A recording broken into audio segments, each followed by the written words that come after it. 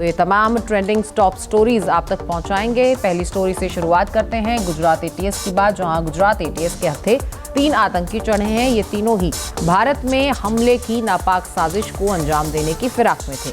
इन आतंकियों में एक MBBS डॉक्टर है जिसने चीन में पढ़ाई की। तीनों आतंकियों के हवाले से भारत में ISIS की साजिशों का भी खुलासा हो रहा है। देखिए।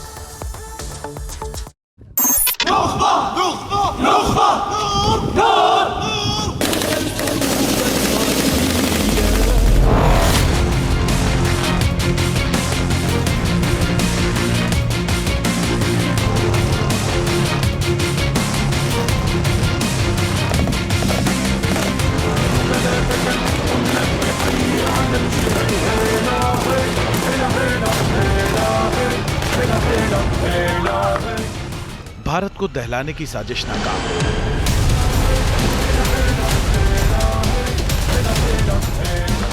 ISIS का घातक टेरर मॉड्यूल बेनकाब।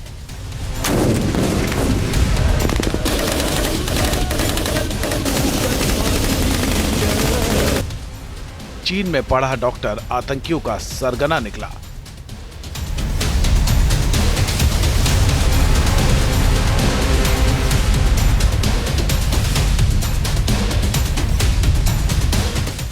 दिमाग में जिहाद का जहर भरा मिला।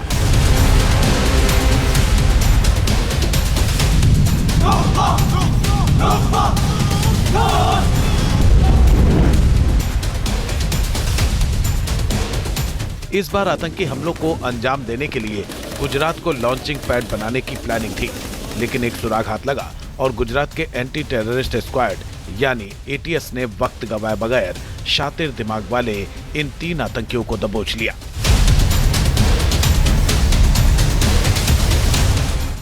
डॉक्टर अहमद मोहिउद्दीन सैयद, मोहम्मद सुहेल, सुलेमान शेख। इन 3 आतंकियों ने ISIS की साजिशों को भारत के खिलाफ जमीन पर उतारने की तैयारी कर रखी थी। इरादा गुजरात को आतंक का नर्व सेंटर बनाने का था। देश के कई हिस्सों में ISIS के स्लीपर सेल की मौजूदगी है, जो कई टेरर मॉड्यूल्स के आधार पर आतंकी गतिविधियों को अंजाम दे रहा है। लेकिन मॉड्यूल्स को भारत की सुरक्षा एजेंसी लगातार नेस्तनाबूद कर रही है। इस बार इन 3 आतंकियों की शक्ल में इस्लामिक स्टेट खैरासॉन प्रोविंस की साजिश का पर्दाफाश हो गया है। गुजरात ATS को सबसे पहले डॉक्टर सैयद अहमद मोहिउद्दीन की भनक लगी।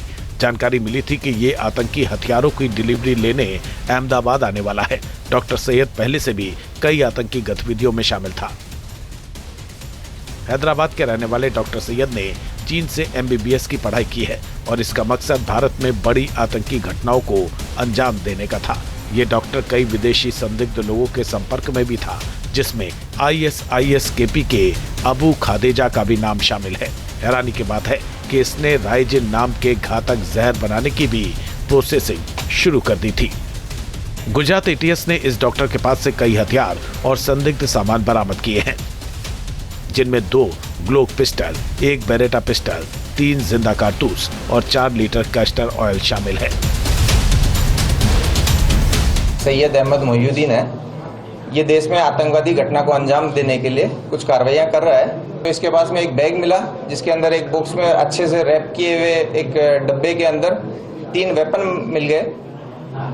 ये 2 ग्लॉक थी, साथ में एक बेरेटा पिस्टल है और साथ में 30 राउंड है। इसके साथ साथ एक प्लास्टिक के डब्बे के अंदर लगभग 4 किलो कैस्टर ऑयल भी मिला। इस सैयद अहमद मोहिउद्दीन को ATS ऑफिस ला करके डिटेल्ड इंट्रोगेशन किया गया। इसके फोन में भी बहुत सारी चीजें मिली गई, इसके बारे में पूछा गया, इसके इतिहास को जाना गया।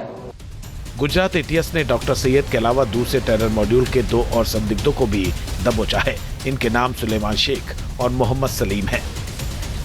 सुलेमान शेख उत्तर प्रदेश के लखीमपुर का रहने वाला है, जबकि मोहम्मद सलीम का असली ठिकाना शामली है। ATS के मुताबिक इन दोनों को दीनी तालीम हासिल हुई है और ये दोनों कट्टरपंथी विचारधारा के हैं। ATS को इनके रिश्ते भी कई विदेशियों से जुड़े मिले हैं।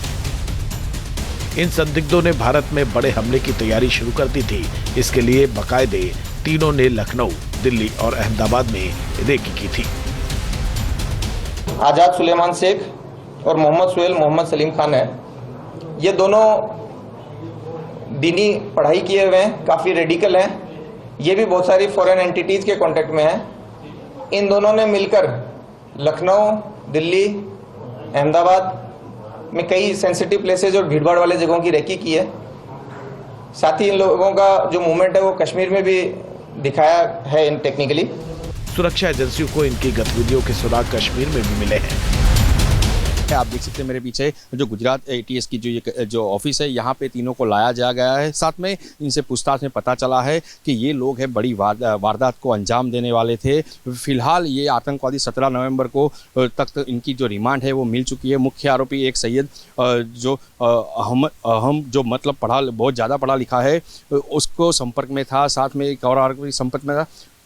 6 नवंबर को ये रात को हथियारों आदान प्रदान मतलब देने आए थे यहाँ पे, और उन्हें देश के कई जगहों पर हमले करने की जो साजिश थी उसको फिलहाल गुजरात एटीएस ने नाकाम कर दिया है। गुजरात एटीएस ने 4 महीने पहले अल कायदा से जुड़े 4 लोगों को गिरफ्तार किया था। इन चारों में से 2 गुजरात के अहमदाबाद और मोटासा के रहने वाले थे, जबकि 2 दिल्ली और नोएडा से थे।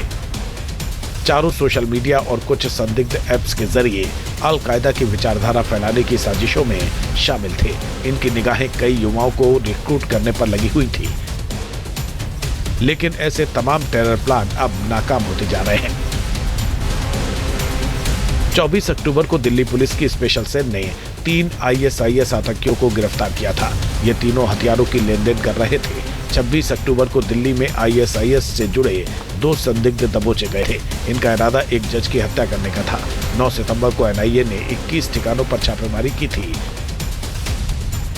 अखलकू मुजाहिद के नाम के संदिग्ध को पकड़ा था, जो जिहाद के लिए लोगों की भर्ती करवा रहा था। 19 मई को तेलंगाना और आंध्र प्रदेश पुलिस ने ISIS के संपर्क में रहने वाले 2 आतंकियों को गिरफ्त में लिया था। ये दोनों सऊदी अरब में बैठे हैंडलर के निर्देश पर डमी ब्लास्ट की तैयारी कर रहे थे। भारत में बैठे ISIS के संपर्क में रहने वाले आतंकी दरअसल खिलाफत मॉडल पर साजिश रच रहे हैं।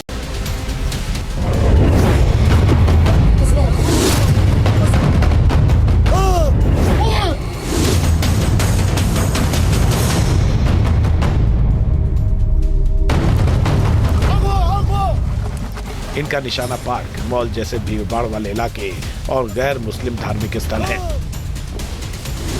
खतरा बांग्लादेश बॉर्डर से भी है, जहां हरकत उल जिहाद अल इस्लामी बांग्लादेश और जमात उल मुजाहिदीन बांग्लादेश जैसे आतंकी संगठन हैं, जिनका सीधा कनेक्शन ISIS के साथ है।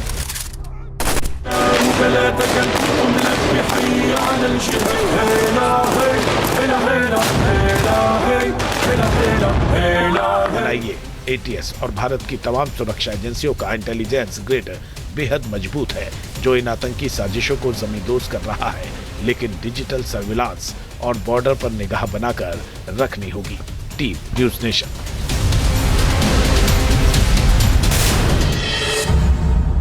जहां भक्ति है हर शब्द में, कथाओं में छुपे हैं दिव्य रहस्य और ज्योतिष देता है जीवन को दिशा। धर्म से जुड़ी हर बातों को जानने के लिए हमारे चैनल स्तुति को सब्सक्राइब करें। चैनल पर जाने के लिए इस लिंक पर क्लिक करें।